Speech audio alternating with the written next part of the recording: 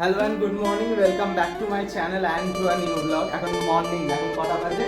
দুটো বাজে। আজকে তো দেবাদ্রিতার জন্মদিন, কিন্তু দেবাদ্রিতা ওর ফ্যামিলির সাথে কোথায় যাচ্ছে? বল কোথায় যাচ্ছে? অ্যাকচুয়ালি কথা ওকে, তো দীঘা যাচ্ছে। আর এখানে কুনাল রয়েছে, চলো কুনালকে দেখাই। Hey WhatsApp, good morning, good afternoon না এখন? হ্যাঁ গুড আফটারনুন। এখানে ডিম ভাজা চলছে। মানে কেন ডিম ভাজা সেটা বলছি। সেটা কেন বল?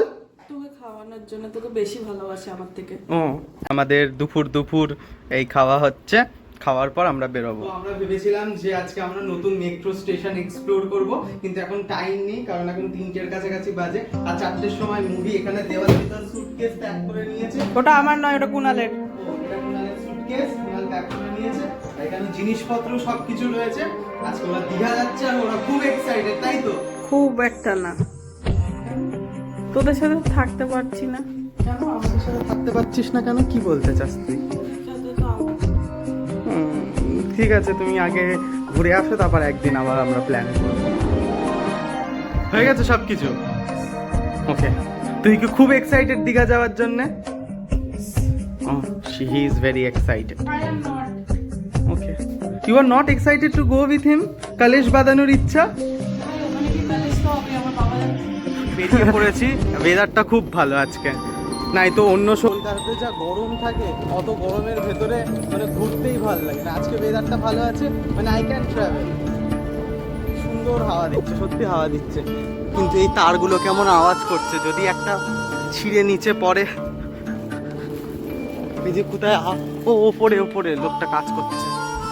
চ দেবাদ্রিতা আর কুনাল যাচ্ছে দীঘা, কিন্তু আমি আমার বান্ধবী, স্কুল লাইফ বন্ধু যে টলিগঞ্জেই থাকে, তার সাথে যাচ্ছি মুভি দেখতে, অযোগ্য, প্রসেনজিৎ আর ঋতুপর্ণার মুভি। তাই আমরা ডিসাইড করলাম যে আমরা এক মেট্রোতেই যাব। প্রথমে আমরা নিউ গড়িয়া স্টেশন থেকে মেট্রো ধরে টলিগঞ্জে নামবো। টলিগঞ্জ থেকে তানজিম আমাদের সাথে উঠে আমরা নন্দনে গিয়ে মুভি দেখবো। এবার নন্দনে যেতে যেতে এখানে ভীষণ লাইনের কারণে অনেকটা লেট হয়ে যায়। তাই আমরা ডিসাইড করি যে টলিগঞ্জে আমরা নেমে পড়বো, আমি নেমে পড়বো, আর ওরা তারপরে নন্দন থেকে ওরা চলে যাবে এক্সাইড। চলেও এসছে আমার বান্ধবী, তারাও দেখায়। তোকে নিয়ে না শুধু ওদের, okay ta-ta ta-ta ta-ta ta-ta ta-ta. Okay চল। ও বিজিএমআই খেলে? আমি তো অন্য কিছু ভাবছিলাম। লোক আছে।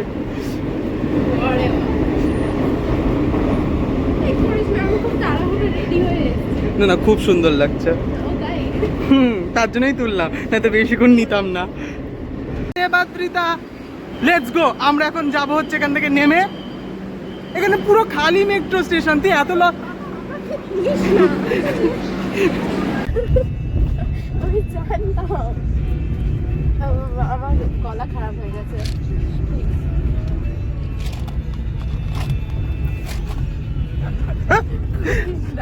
তো ছিল নন্দনেই সিনেমা দেখার, কিন্তু যেহেতু দেরি হয়ে গেছে, তোমাদের বললাম যে মেট্রো স্টেশন থেকে, তাই আমরা ডিসাইড করলাম অন স্পট যে আমরা সাউথ সিটি মলে আসি। সাউথ সিটি মলেও অযোগ্যর শো 5:50, আর চলেও এসেছি সাউথ সিটি মল।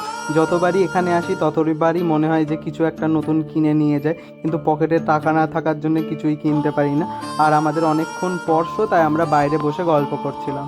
হ্যাঁ, এবার বলতে না কি বলছিলি তুই? প্রিন্সেস ট্রিটমেন্ট না কি একটা, কি বলছিস? ওইটা মানে কোনটা? আমি শুনিনি। না হবে না, আমি একটা কথা বলে, ওটা পুরো ছিল। এখন যেটা বলবো সেটা স্ক্রিপ্টেড হবে। ও, স্ক্রিপ্টেড পছন্দ না? তাহলে কি পছন্দ? র পছন্দ? চ মুভি শুরু হয়ে গেছে আর আমরা ভেতরে এসে বসেছি। অযোগ্যর ক্লিপিংস দেখাচ্ছি না তোমাদেরকে, ভয় লাগছে যে যদি কপিরাইট পড়ে যায়। কিন্তু ভিকি কৌশলের টিপটি টিমটির নতুন মুভি ব্যাড নিউজ রিলিজ করছে 19 জুলাইতে, সেটাও দেখতে নিশ্চয়ই যাব। ইন্টারভেলে বাইরে এসেছিলাম কিছু খাবার অর্ডার দিতে, আর তখন এসে দেখি প্রচুর বাংলা আর্টিস্ট এখানে রয়েছে। শুনলাম কোনো বেঙ্গলি মুভি স্ক্রিনিং চলছে। যাই এবার ভেতরে গিয়ে বসি। গুলোর সামনে চুমাচাটি করছে আর আমরা দেখছি আর হাসছি। আমি দেখছি না, তানজিমই দেখছে। ঘ্যাম লেগেছে, মানে a movie which connects with your memories and at the end brings a smile. First time আমার প্রসেনজিৎকে ভালো লেগেছে। মুভিটা তো আমার সেরা লেগেছে, আর তানজিমও বলছিল যে ওর প্রসেনজিৎকে খুব ভালো লেগেছে।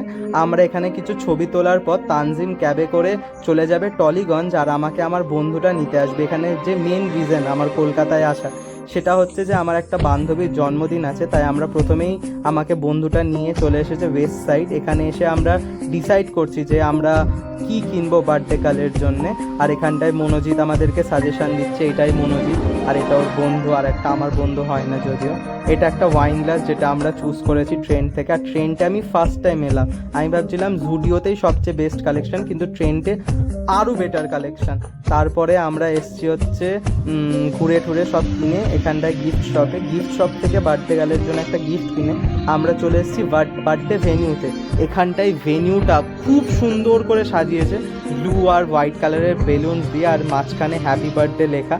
মানে আমার তো এই মানে সাজানোটা দেখে খুব ভালো লেগেছে, মানে খুবই ইমপ্রেসিভ। আর এখানটা মনোজিৎ বসে আছে, ও কেকটাও কিনে নিয়ে এসেছে। কেকটাও মানে খেতে ঘ্যাম ছিল, মানে তোমরা ওর মুখেই শুনবে। আর এখানটায় আমি কালকে তোমাদের আগের ব্লগে দেখেছো তোমরা যে আমি একটা স্টারবাক্সে গেছিলাম, এটা আমি গিফট করেছি বার্থডে গার্লকে। আমার বার্থডে তো ম্যাক্সিমাম বন্ধুরা ভুলেই যায়, তাই সেরকম না। আর এটা মনোজিৎ ওকে গিফট করেছে। আর এটা হচ্ছে সেই রেড ওয়াইনের বোতল, যে রেড ওয়াইনটা খেতেও খুব ভালো ছিল, যদিও আমরা এটা ক্যাফেটা অ্যালকোহলিক প্রোন, তাই আমরা এখান থেকে নিতে পারিনি। আর বার্থডে গার্ল বলেছে যা ইচ্ছা তাই খা। তো আমরা প্রথমে হুক্কা অর্ডার দিয়েছিলাম, কিন্তু হুক্কাটা এত স্ট্রং ছিল যে আমার মাথা ব্যথা করতে শুরু হয়ে গেছে। আর তারপরে হুক্কার পর আমরা অর্ডার দিয়েছিলাম পেরি পেরি ফ্রাইজ। আমার তো খুব খিদে ছিল অলরেডি, আর কেকটাও খেতে খুব ভালো ছিল। তোমরা মনোজিতের মুখেই শোনো। কেক খেয়ে মনে হচ্ছে আমাদের থেকে বেটার। এটা খুবই সুন্দর, double chocolate, white chocolate and black chocolate. সত্যি এটা ঘ্যাম খেতে। সবাই একটু করে। তারপরে আমরা অর্ডার দিয়েছিলাম চিলি প্রন, যার মধ্যে থেকে 3টে পিস আমি খেয়েছি, আমার এত ভালো লেগেছে। আর তারপরে ওরা অর্ডার দিয়েছিল চিজ বল, যেটা আমার তো খুব একটা ভালো লাগেনি, কিন্তু ওদের নাকি খুব ভালো লেগেছে। আর ওখানটায় আমার যে বার্থডে গার্ল বন্ধু আর একটা বন্ধু, ওরা ওদের জন্য অর্ডার দিয়েছিল পাস্তা, আর আমি অর্ডার দিয়েছিলাম আমার জন্য মিক্সড ফ্রাইড রাইস। আর খুবই ভালো বার্থডে ট্রিট পেয়ে আমার তো মন খুবই খুশি। চলো, সময় হয়ে গেছে বার্থডে ভেন্যু ছাড়া। বার্থডে ভেন্যু থেকে আমরা এখন বেরোচ্ছি। তো আমাকে তো কৃষ্ণনগর ব্যাক ফিরতেই হবে, একটা দিন কলকাতায় থেকে আবার পরের দিন ব্যাক করব। সেটা থেকে মনে করলাম যে আজকে রাতেই আমি সকালের ট্রেন ধরে কৃষ্ণনগর ব্যাক করি। তো আমরা এখন কৃষ্ণনগর ব্যাক করার জন্যই চলে যাচ্ছি শিয়ালদা স্টেশনের দিকে। শিয়ালদা স্টেশন পৌঁছাতে সকাল 5টা 2 বেজে গেল। শিয়ালদা স্টেশনে গিয়ে প্রত্যেকবারের মতো সেম ব্যাপার, মন খারাপ, কারণ ভেতরে ঢুকে দেখি প্রচুর হোমলেস মানুষজন, যাদের জন্য খারাপ লাগলেও কিছু করার নেই আমার কাছে সেরকমভাবে। আর ওই হোমলেস মানুষদেরকে ক্রস করেই চলে এসেছি প্ল্যাটফর্ম নাম্বার 1-এ। এখানে 2 নাম্বারটা রানাঘাট যাবে, আর 1-এ আসবে ট্রেন। চলেও এসছে কৃষ্ণনগরের ট্রেন, আর এই ট্রেনে উঠেই বাড়ি যাবে। ট্রেনে উঠে একটা ব্যাপার খুব আশ্চর্য, যে এত ভোরবেলার ট্রেনটা ফাঁকা, ওয়ারাস যদি এই ট্রেনটা কৃষ্ণনগর থেকে ধরতাম তাহলে অনেকটা সময় লেগে যেত। কাঁচরাপাড়াতে এসে একজন অমায়িক সিঙ্গারের আওয়াজ পেয়েছিলাম, যদিও তিনি ভিক্ষা করছিলেন, কিন্তু তাও তার গলা একদম খুব সুন্দর। তোমরাও শোনো।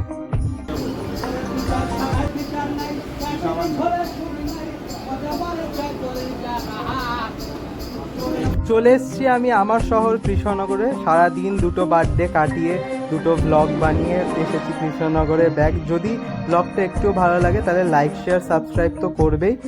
আর দেখা হবে অন্য কোনো ব্লগে অন্য কোনো সময়, কারণ আমি এখন গিয়ে ঘুমাবো, আর কবে ব্লগ পোস্ট করব তার কোনো